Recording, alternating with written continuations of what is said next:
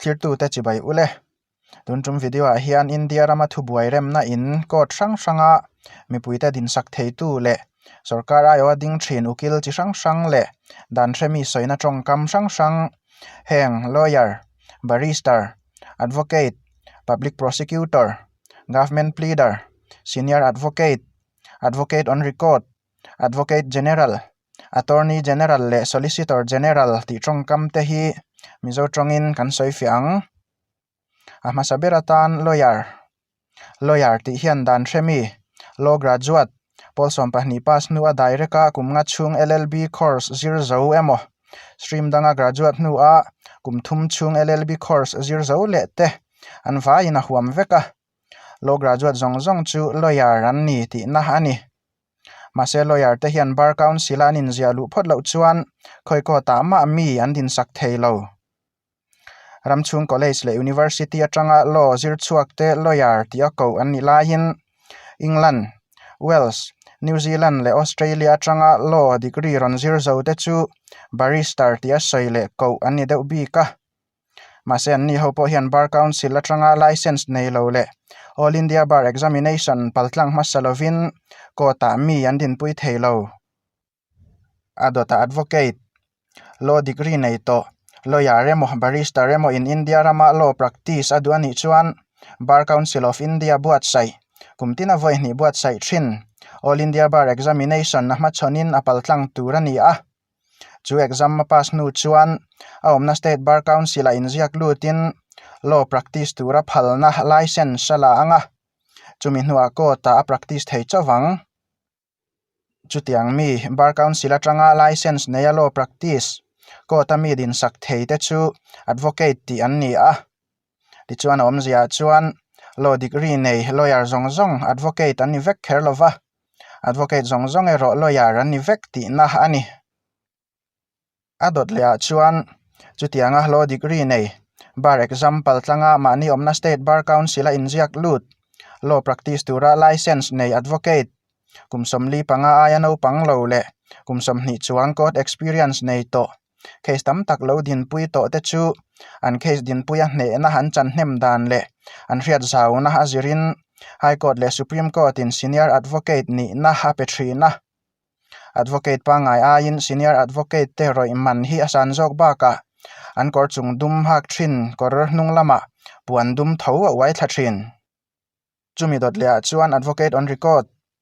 kan hriat angin India rama thu buai rem na insang ber chu supreme court ani a supreme court hian thu buai ngai tua turanga thin ema wangin voile khata chin fel mai theilo thu buai kalmek pending case anga thin hle supreme court a hian advocate na zongin case an file theilo mai ba ka mi an din sak theilova senior advocate te ngei po in chutiang chu an tingot theilo supreme court a thu buai ziak lut thei tur le mi din sak thei tur chuan alo bera kum nga chung tal advocate na regular taka practice angai ba ka kum khat chung tal a ran pa in supreme court advocate te hne na training an nein an practice le phot tur ani a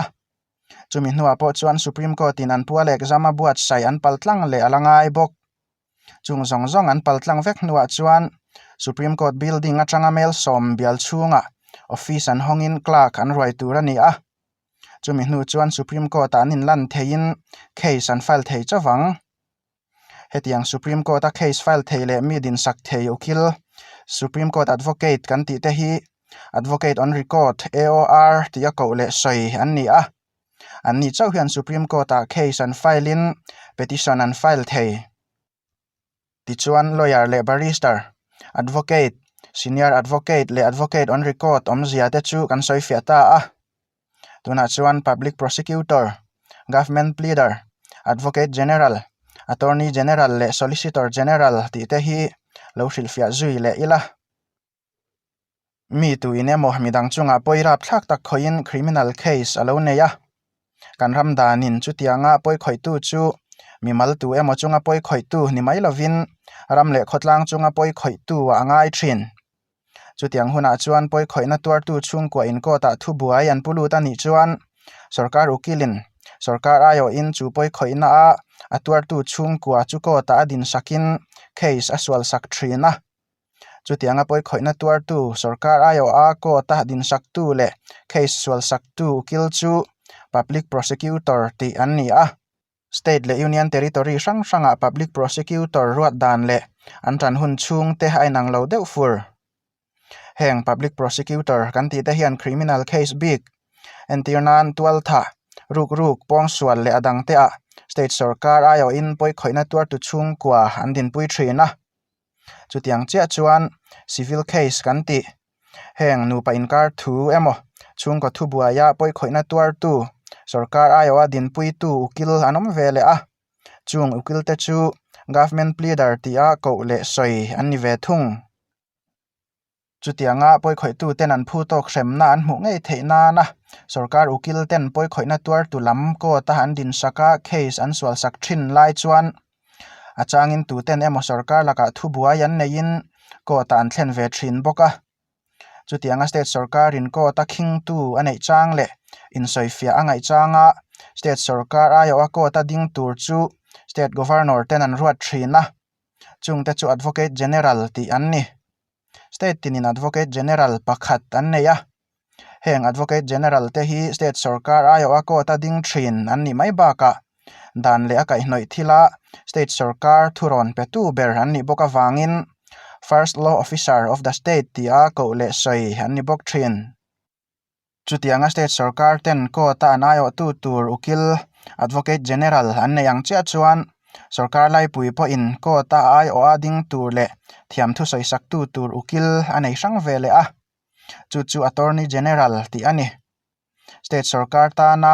dan lam chung changa thuron petu ber advocate general ani yang chia khan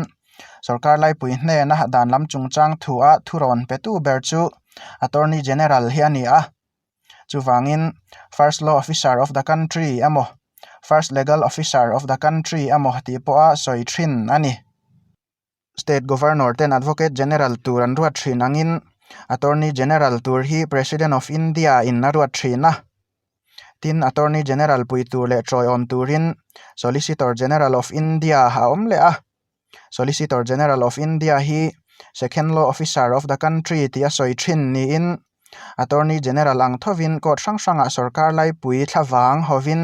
ading ve thin solicitor general tanpui tur le chok jang khai tur hian additional solicitors general ASG dorzon khat aya tamma anom le a ma se solicitor general le additional solicitors general te hi chu president ruat nilovin appointments committee of the cabinet SCC ruat ani ve thunga an post po hi constitutional post ani phave chia lo bok ti chuan advocate general attorney general ti le solicitor general ti tongkam omzia te chu kan chiang to tura ngaila national news entry le national newspaper share thin chuan solicitor general of India in supreme court a sarkar lai pui ayo a thiam thu a soi chanchin te kan hrefawanga chumi omzia chu tu te mo le engpol le mo chuan sarkar lai pui hi ko tan king fo ti na ani tin state hrang high court in soifia tura state sarkar a ko thu le advocate general te in sawifiahna hriat tur te pom deuh reng thina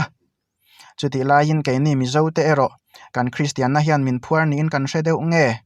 dan kan hre lo hrim nge kan ngai poimo tok lo ti po hriat lovin kan rama hlei nei taka ro rel na le uchuak taka indu sakna ang chi te tin dan lova sum don na lian tham tak kalpui mup anga kan lan lai te po in supreme court le high court kong khar kik chu kan tim deuh dui thin ni in alang hengte ani wang hian kan state advocate general ming hrelo le a thalak la hmulo po kan tam hle in arin oma tin Sikkim Tripura le Manipur te po ina an nei high court hi ke ni chuan a hran pa nei ve kher trul tilovin GOVT high court a bench nei hi to kan la ti viau ri zel ni po in alang engpo ni se dan alal na le dan tha ten zom man hlona hmun na piang hmun nuam ani thin ti ero kan pom theu thovin arin om tuna tan chuan heti chin hi ni se next video kanin hmule don nia mang tha vek ule